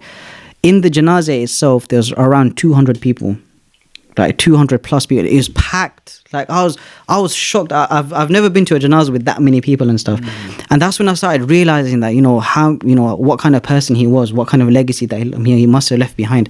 And for me that was motivational. I thought to myself, you know what, not to show people, but this is what I want as well. Like when I leave this world, I want to have this much of an impact in people's lives and all that sort of stuff. And I think this is what comes from character, from the way you behave, from the way you are. So anyway, so he came up to me the janazah and he goes, yeah, there's did you see how many people were there in the masjid, in the mosque?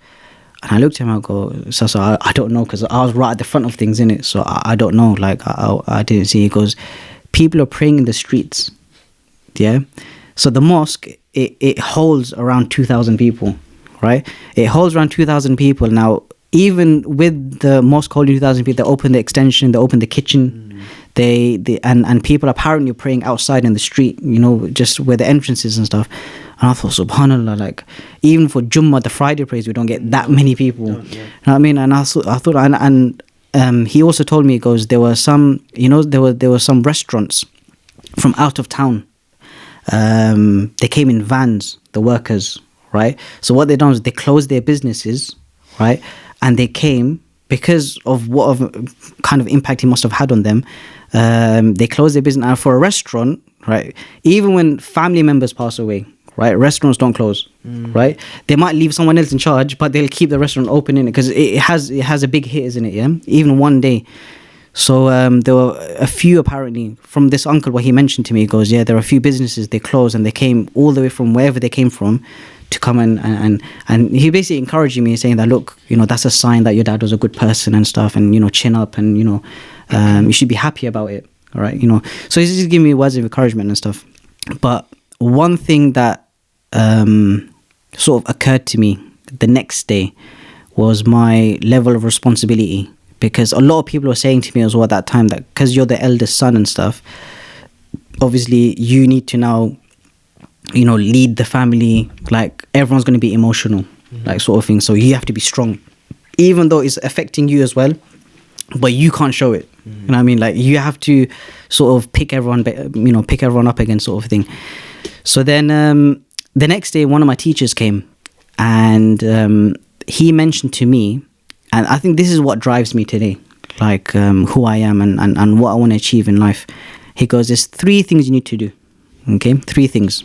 Okay, number 1, okay, he mentioned, he goes, you are now the man of the house, right? So you're going to be the fatherly figure, even though you're still young and you're still learning and whatever it is. But that is something that you're going to have to do now. So you're the head of the family, yeah?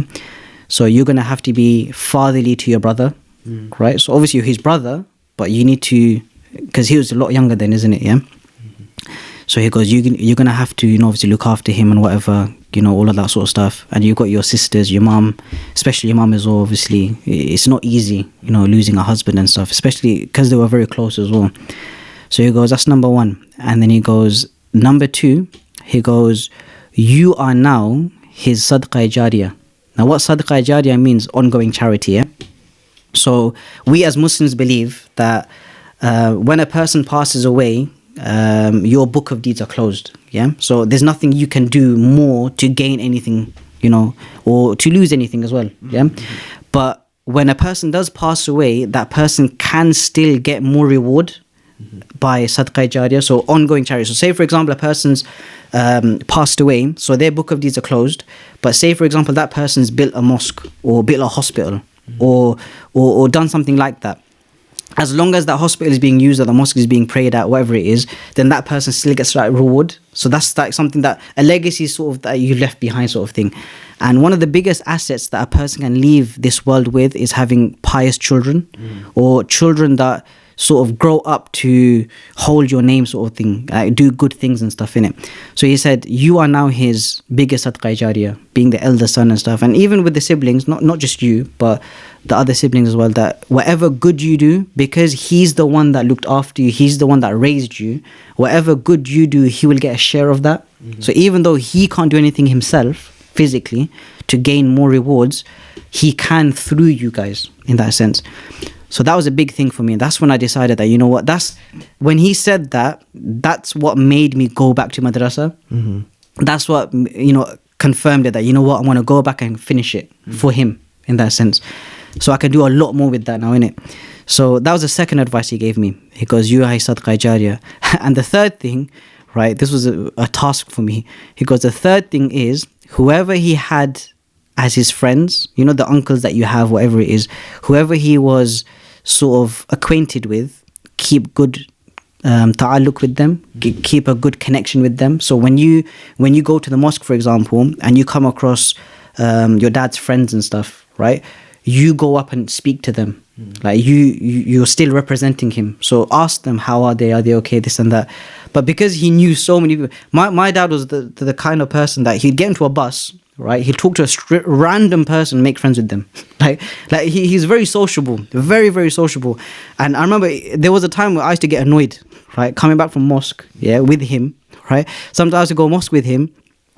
It was a a 10-minute journey back to the house. It would take an hour and a half. Oh, Because he's stopping and talking to this person. How are you? Everything good? This is my son. You know, make the, you know, pray for him. He's going to become a scholar, whatever it is, and all that sort of stuff. But the thing is, you know, even that got to me, because there was a time where, you know, how I said there were many things that I've done which I'm not proud of, growing up and stuff. And there were many situations where my father was really, really upset with me. Yeah, and now fast forwarding to those points where when I went to boarding school, he was so proud of me. Like every time I did go out with him, it changed. First, it was when he used to stop and talk to people, he used to just talk about, you know, how are you, this and that, whatever.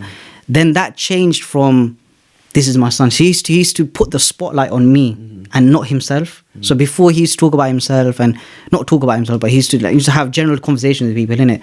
But after a while, when I was in my 3rd, 4th, 5th year, and I was becoming an alim, becoming a scholar and stuff, he used to like shed a lot of light on me when he used to talk to people, that this is my son, you know, meet him, this, that, whatever, he's studying, I'm so proud of him and stuff. And that really got to me, and I thought to myself, you know what? And that's another thing, that's another reason why I wanted to finish it off as well, because it's something that he wanted, and it was like a sort of achievement that he wanted, you know, in this world, sort of thing. So that pushed him and that motivated me to go back. So those are the 3 things that was said to me. It goes, obviously, man of the house, you are his sadqa jariyah. And this is for all kids as well that are listening as well, that even when your parents are alive, right, you know, you should think about that. The fact that, you know, whatever good I do, it's you are representing, aren't you? You know, when kids mess about in the masjid, or so, you know, in a social gathering, right? First thing, where's your parents, right? Yeah, where's your dad? Yeah, I want to chat to him. Yeah, or, you know, did your parents not teach you anything? You know, a lot of Asian people say that a lot, isn't it? Did your parents not teach you manners, right? When you do something wrong, right? So you are representing your parents wherever you are. Yeah, so be it them being alive or if they've passed on. Right, so again, that should encourage you to do more good things and positive things as well. So those are the 3 things that was mentioned to me. I'm still working on the 3rd one every day, sort of thing. But that being said, there's one thing that I forgot to mention. The day after my dad passed away, I was given the task. Me, my sister, and my cousin's sister, we were given the task to go and pick up his death certificate. On the way to the registry office, me, my sister, and my cousin's sister, we were talking just generally, right? And we were so overwhelmed with the amount of people that came to see my father when he was still ill, and even at the time of his passing. And we were saying about how scary it is and how overwhelming it is that he's touched so many people's lives. Yeah. So then we were talking about that the whole way there. Yeah. The whole 10-15 minutes that we were driving to the registry office. So we get there. I remember I noticed that the reception guy, right, he kept looking at me, innit? Like, he kept looking up and down and just looking at me and stuff. And then after a while, he looked at me and he goes, he's looking at the screen. My father's name and stuff was there, innit? He looked at me and he goes, you know your father, did he work in a restaurant called Shimla in 1994? Yeah, a long time ago. So that was the year I was born. So I'm thinking, I don't know. Yeah. He goes, did your father work in a restaurant called Shimla? And then I didn't say anything because I was like, I don't know. I was like dumbfounded, and like, what are you talking about? Yeah. But my sister, she's older than me, innit? So she's like, yeah, my dad, you know, he did work in a place called Shimla in 1994. Yeah. And then he looked at me and he goes, you look so much like your dad. Yeah, and I was thinking to myself, huh? And then he goes, do you know what? I worked with him. So right down to the registry office, we were talking on the way there, how many people that knew him, that were affected by him, that he touched, right? And he goes, yeah. He goes, we were really young then. He goes, I looked at the name a few times and I thought to him, he goes, I couldn't believe it. Like, it can't be him. Right, because, you know how I said he's very active, and, you know, he's one of those types that, you know, he was up for anything sort of thing. And he goes, when I looked at it and I thought to myself, no, it can't be him, because there's so many monsters in the world, innit? Yeah. He goes, it can't be him. But now that I look at you, you look really like him. And now obviously it confirms, innit, that it was him. And he goes, basically at that time we were very young, and me and my friends, we were waitering in that restaurant. right? And he goes, your dad was so nice to us. Like, because he was a chef, he used to always give us like free food. Like we were working and stuff, in between like coming and taking plates and whatever it is, he used to make like these really nice tandoori, like chicken and stuff, whatever it was. And he used to put it in our mouths and stuff. Like he used to feed us, yeah? And he goes, I remember him so well. And there were so many times where we nearly got in trouble, but he backed us up, yeah? So, you know, I was like thinking, and then obviously my sister was and my cousin sister, they're like crying, yeah? Because on the way here, we were talking about how many people knew him and stuff, right down to the registry. We're here to pick up his death certificate, and someone here knows him as well. And I thought to myself, subhanAllah, that was such an amazing thing. So again, yeah, so a lot of this stuff really motivated me, and it still does. It motivates me to do these things and stuff. I think that's one of the things that, again, took me to, you know, when it comes to like counseling and talking to people about, you know, certain things and stuff, and just guiding people in that sense, and leaving behind that legacy. But I'll say a couple of things, yeah. First of all, you asked how much time do we have? Yeah. You definitely used up plenty of that, mashallah. But I'll tell you one thing. Garis asked you the question of how did your father's passing affect you? And I'm sure Garis had so many questions as well, but I noticed at one point his phone, he turned it off. And I think it's because you answered all the questions he had, but he didn't have to ask them. And then I found it interesting that we went, you know, we started with, you know, your introduction, pastoral care, your motivation, and we went full circle, and then your father was there, and kind of from him we came back full circle to where we began. And it says a lot about, you know, the impact your dad had on you. And you know, I'm sure one of your messages could be that, you know, how much we should actually appreciate our parents, 100%, especially. definitely. And I wanted to say, look, out of the guys, I know you the most here, but I can't say, you know, people who are watching, I don't know you better than them probably, but from what I know of you, you are already, you know, just as much as your father was, basically. The way your father touched many hearts, knew many people, various communities, helped everyone, is always ready to help people. That's why, very quickly, that's why, you know, obviously you get people that will praise you and say, you know, you're this, you're that. That's why, you know, me personally, that's why I'd say that it reflects him. Like I don't want to take credit, you know what I mean? Like I don't like taking credit for, you know, the way you are, you know, you're soft, you're this, you're that. I always say it as well, it's because of how because of how I was brought up. I mean, because I was brought up in that sort of environment where he displayed that a lot. And I think that's what it is, like, for, again, like I said, for people that are going to become parents or are young parents, whatever it is, and even people that have children of their own for however many years, that's the most important thing, because even in our religion we are taught that as well.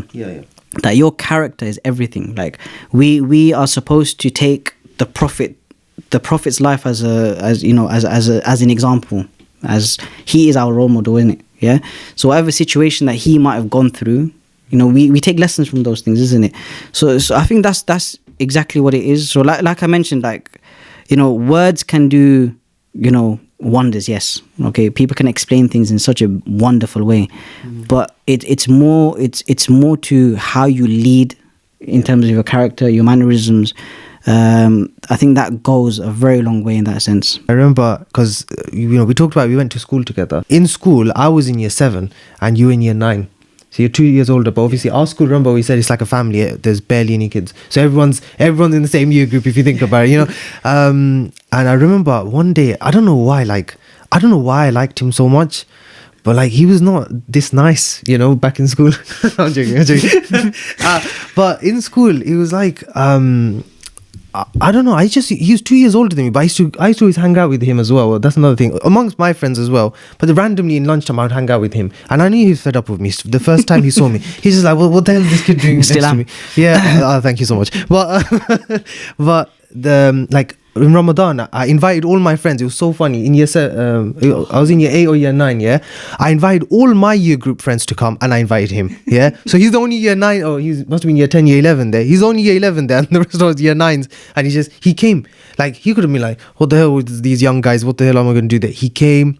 he sat, we ate together and everything, everyone chilled and everything, and he went, but it's just I feel like genuinely that emulation you want to give of, you want to be like your father, and that impact you had, definitely you are doing and you have done it, and everyone would agree that, I know. But I want to say something, because Garis asked this question because am I okay to Garis asked this question because his situation is similar in a way, and it was more to do with, look, you are you've done mental health courses, and your education is far greater than ours, and you have a greater level of experience and people you've dealt with. But it was more so, and Gary's gonna ask you actually himself, really, like, why you chose this question to ask.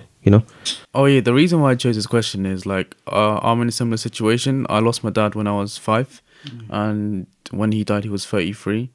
So then obviously we would have similarities and stuff, and see like there might be differences, because compared to my age, I don't have the privilege to spend time with my dad. Like, yes, at the beginning it was difficult, but like when it comes to like any death as well, because I've lost a lot of family members as well, it's really hard to it's really hard to cope it, I guess. Yeah. But you just have to get along with it, and obviously have faith in your beliefs and religion. Yeah, definitely, 100%.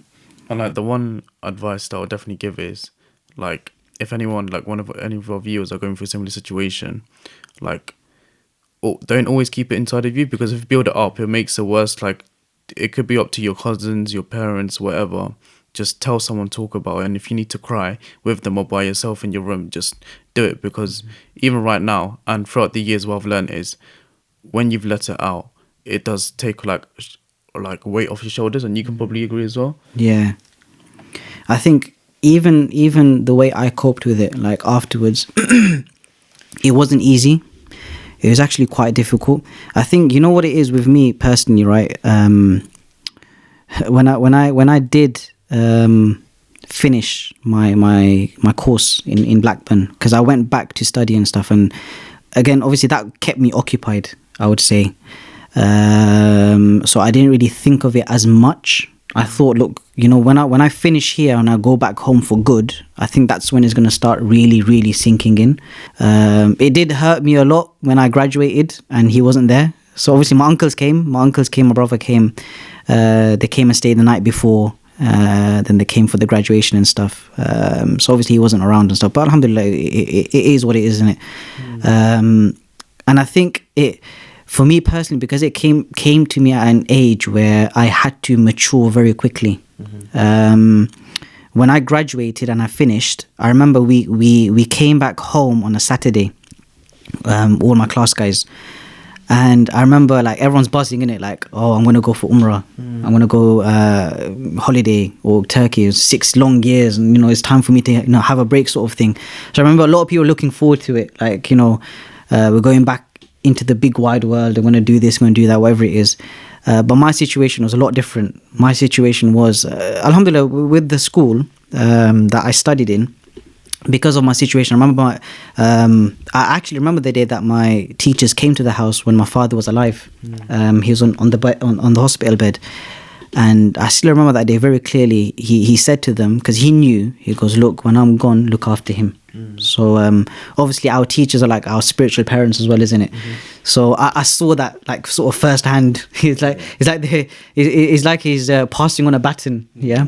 And he said to them that, look after him and stuff. So I remember it was September he passed away. December time when I came home for the holidays, the winter holidays, one of my teachers, he called me and he said, can you come to the school? It was holidays. He goes, can you come to the school and stuff? We purchased a new building. That's when they had the new building and stuff. So they just moved in. And the mosque side of the building was still under development. So it's just like concrete. So they had the thing of it.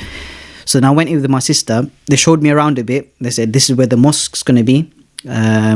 We want you to be the imam of the mosque when it first opens. So obviously they're going to open in a few months' time. I'm still going to be in madrasa. We'll have someone to do the salahs and the prayers and whatever it is. But when you come back, you've already got a job here. So there's nothing to worry about, right? So you don't have to go looking for jobs or working, whatever it is. So you've got a job working in the school, and you'll be doing the prayers and the salahs and stuff there. So yeah, so when I came back on that Saturday, I started work on Tuesday. So that Tuesday I was working in the maktab, in the after school sort of Islamic studies lessons.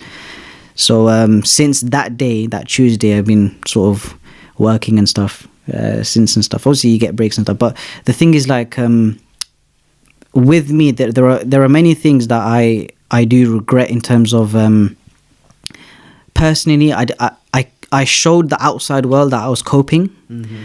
But unfortunately, there was a period of time where the people within my house, you know, I think they were affected by how I wasn't coping well enough with the situation, because there was a little bit of anger inside of me as well. I'll be honest, like, because I spent the last 6 years or 5 years of my father's life being away from home. And obviously I know it's not his fault or nobody's fault, right? No one's ready for these things to happen. It can happen anytime, isn't it? So I think with myself, I was quite angry with myself, the fact that I didn't spend that much time with him when I could have, right? But with this situation, you can't blame anyone. No. It's just how it is and stuff, innit? So the family within my household, I wouldn't say I took it out on them, but there was a lot of like, things that I regret that afterwards, before I got married and stuff, and I had to, clear it out and sort of thing, and, made amendments and stuff. So, yeah. No, but Jazakallah for sharing, because obviously it's a sensitive topic, emotional topic as well. And I definitely learned, one thing is you have to appreciate what you have, I think, before it leaves you. I just want to ask the guys if you had any other questions, because we're going to wrap up soon. But no other questions? No? Is that still rolling, by the way? Yeah. Okay, I just have to say, I just want one story, yeah? I need to say this story, because I swear, yeah, as a kid, my parents didn't let me out enough, okay? I was only allowed to go mosque or across the road to get a bread, okay? All right, but my mom let me go to the mosque alone to go to a lecture. There was like a scholar visiting, I don't know which scholar it was now, but after the lecture, I don't know why we were walking home together, actually. I just realized he lives on the opposite way of me. I think he was just chaperoning me home, I don't know, yeah. But anyway, it's because my granddad didn't have to make sure that he's just, yeah, there we are. But so we're walking home, and there's this main road, and we're walking home at night. It's like 11 o'clock at night, yeah. It's like, oh, so late, yeah. So we're walking home, yeah, and suddenly there's this house, the door's open, yeah, and that house has a dog, okay. Now, this dog is the most terrifying thing we ever had seen in our lives, yeah, okay? Because what we did, as soon as the dog comes out of the house, it starts going and starts screaming at us, barking at us, and it starts. So there's no leash and stuff as well. It's just out, like it's just late at night. It's just a dog roaming around. Like, what the hell? And obviously we're Asian, yeah. Asians, when you see a dog, you're running, okay? The first thing we thought, we didn't run. We didn't run. Didn't run. We opted. We did Fortnite before Fortnite existed. Okay, we started jumping around, and then I thought, oh, this is a good idea. Here's a brand new Mercedes to jump on top of. Yeah, I jumped on top of the Mercedes. Wait, you jumped on the Mercedes? On the Mercedes, yes. There's a car in the driveway. It was like shining, sparkling cars. Well, yeah. I jumped on top of the bonnet. Yeah. And he's like, oh, you know what? Survival. Okay. He jumped on top of the car as well. Now, I just look back, yeah. When I mentioned this terrifying dog, you're thinking pit bull, French bulldog, the one they banned recently or something. No, it was this little. Chihuahua. It's like a Chihuahua or something. Yeah. We were so. I don't think it's a Chihuahua. It's like a ratty looking dog. Yeah, I don't know what you call it. Yeah, but we were so terrified of this thing, and oh my god, yeah. Later on, I think the next day we went to school, yeah, and I was like, oh my god, we jumped on a guy's Mercedes. And I remember, because I go home that way. And we were on it for quite a while. I think it was like we 5 just stood minutes on it or so. at 11 at night. Yeah, there was no. We had to wait for the dog to come. And then the dog went because some other people came in it. Some other people came to. They were just walking home, and the dog got scared of them. I don't know why he wasn't scared of us. We were terrifying. I don't know, but the dog left, and then we got down. All our dignity had left our bodies by then, and we just got down. And that wasn't our proudest. Proudest hour. And then we carried on walking home, and I swear I remember this story. It's just so funny because I remember the dog was a ratty dog. Like if it came to me, I could kick that dog. It would go flying. Yeah. But I don't know what happened. It's just, and then I always joked about this with him, yeah, that we were jumping on a guy's Mercedes from a little rat, yeah, and the guy who comes out, I know the guy, he's humongous, yeah. That guy would have, forget the dog, that guy would have killed us himself for jumping on his car, but yeah, it's one love, man. These little things, and I'm glad, I'm grateful that I know him, and so many stories have, we've got so many stories to share, man. Maybe we have to invite you another day because we don't have enough time, but inshallah. I liked it. I enjoyed it. It's different sitting here than watching it. Than watching, yeah. What's your? I'm quite. This is a nice setup. Yeah. I didn't picture the other side to be as neat and tidy as it is. Yeah, like we pride ourselves on the OCD-ness of the background. There's definitely not wires hanging out of everywhere you can see, but yeah, just it's been a pleasure to have you. It's normally in a interview kind of guest thing, we ask more questions, yeah, but you started answering all the questions before we could ask them. Most of the questions. It's so funny, like you can check the phones or whatever.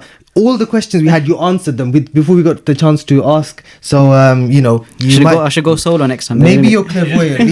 yeah, maybe you're clairvoyant and you just knew. But someone like, I mean, that was the purpose of meeting you, and I hope that our listeners, viewers, it's good. And like Garis mentioned as well, like, when it comes to coping with it, sometimes talking about it is important as well. Like, how you're feeling and stuff, and whatever. It takes a lot of that burden off your shoulders, isn't it? Like it's like there's that saying, a problem shared is a problem halved. Yeah. Like when a person has a lot of like stuff on their shoulders and stuff, when you share it with someone else, when you tell people about it and stuff, especially like positive things as well, like things that you remember, good memories of people and stuff, talking about and stuff, it does really help, and it helps you as well as a person as well.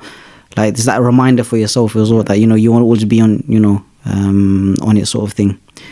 But yeah, alhamdulillah. No, but honestly, from myself, from the guys, from our listeners, just a massive thank you, massive jazakallah khair for joining us, being the first featured guest on our podcast officially. Yeah, I don't know if I said it at the beginning, but I forgot to press record last time. And so we had another guest, but that other guest, inshallah, we'll get them back one day. Yeah, you guys will continue seeing us. We'll continue bringing you stuff. And until next time, make sure you've left a like, you comment down below, say hello to Imam Maqsood here, and also don't forget to subscribe. And until next time, bye. See you later.